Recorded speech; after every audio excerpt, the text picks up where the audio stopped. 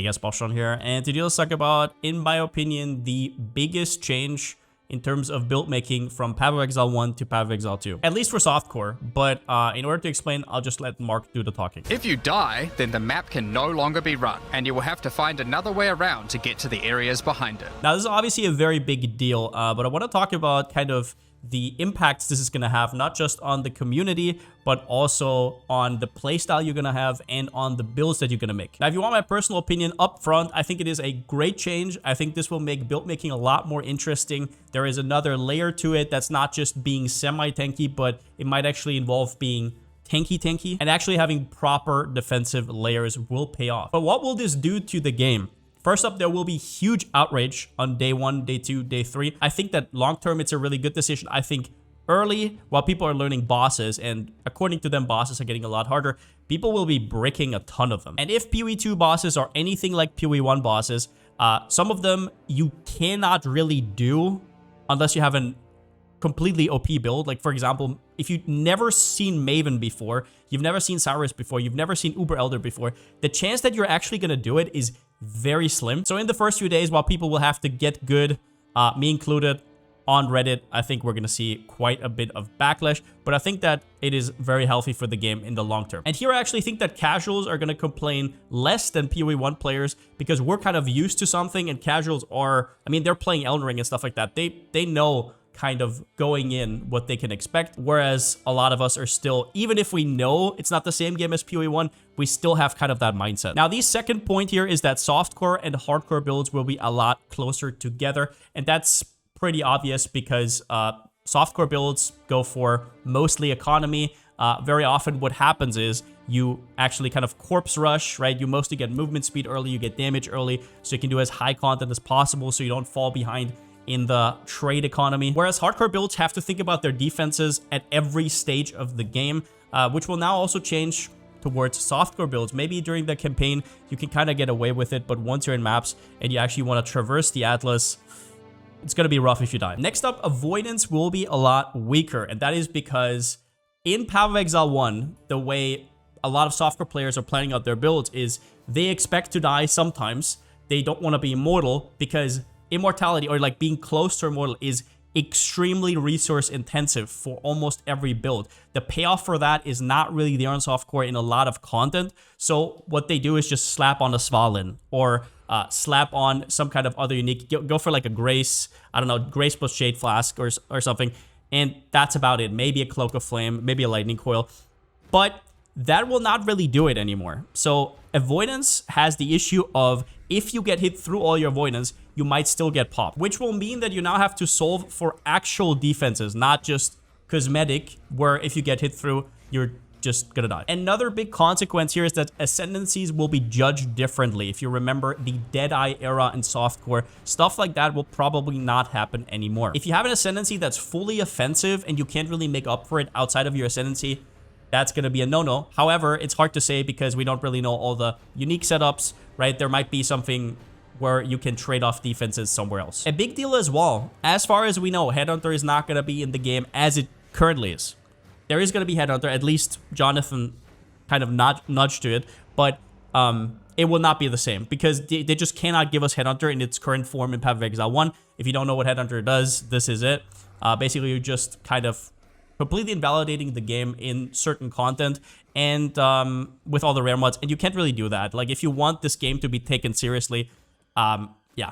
And Headhunter was a big deal on softcore in Path of Exile 1 because for content where you kill a lot of rares, you kind of just get a freebie and your build gets like 20 times as strong. Very often Headhunter would be the thing where bow builds and other squishy builds would get their only defenses from.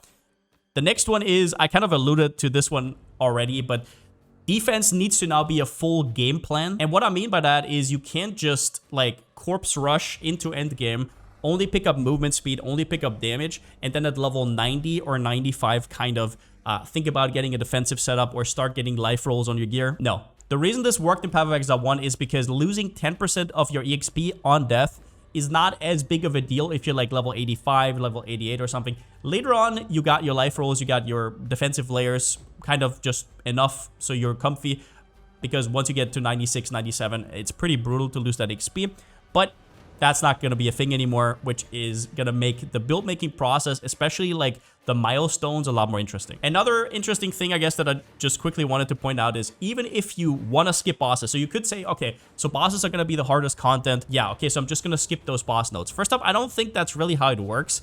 For example, if you look at these nodes behind me here, I really don't think that you can just easily maneuver around those all the time, which is also why it's so rough to actually die. Because, like, for example, if you die here, now all of these are kind of bad, or you have to path of, like, there's another boss here, so if you die here, then you have to encounter the next boss.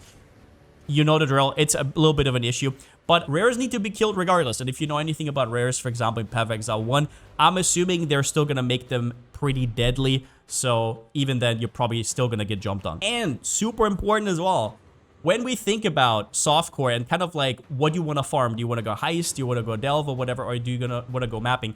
Everybody will be mapping. Atlas now, other than like the Uber trials, I don't know how they're connected to mapping exactly. Everything's on the Atlas. There is no side content like heist or whatever where you can specialize in, or lab running or whatever. It's all on the Atlas, right? So it's not like you can flee from this problem at all, and you can just, I don't know, make a specialized farm. There might be magic finds, sure. There might be some weird things like similar to how people were beast farming or essence farming low tier maps in Path of Exile 1. It might exist, but in general, I would be very cautious to think that outside of Atlas, there's going to be too much in early access. Now, other than what we already talked about, let's do some speculation on how you might fill those defensive layers up, because right now we don't really know much, but I want to go over the ones that we've seen so far. First up, Energy Shield seems quite strong, although we've seen there's a lot of percentage on the tree, but you have to remember, intelligence does not give percentage ES anymore. That's the first thing. And the second thing is we do not know what a high tier Energy Shield base looks like. Like how much flat ES do you actually get to get multiplied by all those percentage? Like you can get 1000% ES from your tree, but if your, I don't know, body armor caps at 220, that's, yeah, a little bit of an issue. So this is kind of like a question mark. And a lot of Energy Shield's power, as is true in PoE 1, will also come from the ascendancies that support it.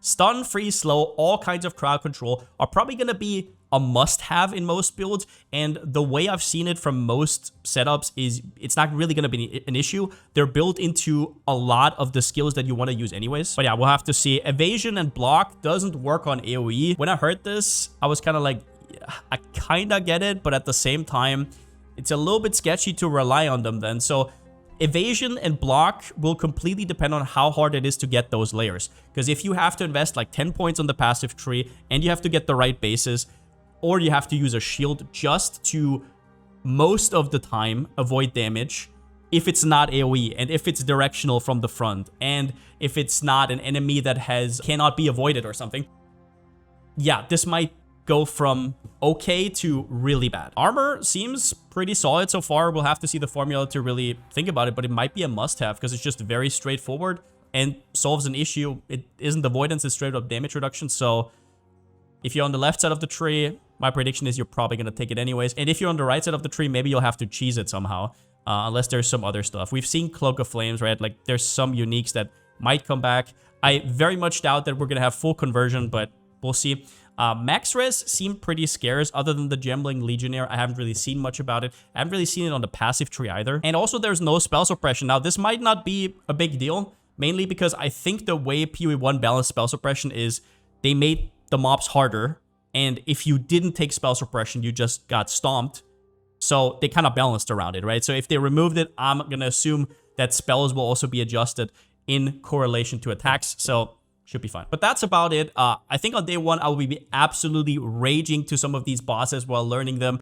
I'm not really used to this kind of gameplay, but I'll just have to get good as everybody else. I'll be streaming over on twitch.tv/Palsteron if you haven't checked it out already. But yeah, tell me what you think about this change down in the comments. Am I cooked? Is it not going to be too much of a difference? Are people still just going to go MF with no defense and they're just going to skip all the bosses, just zoom through the Atlas? But yeah, with that being said, since I still don't have a slogan, see you next time.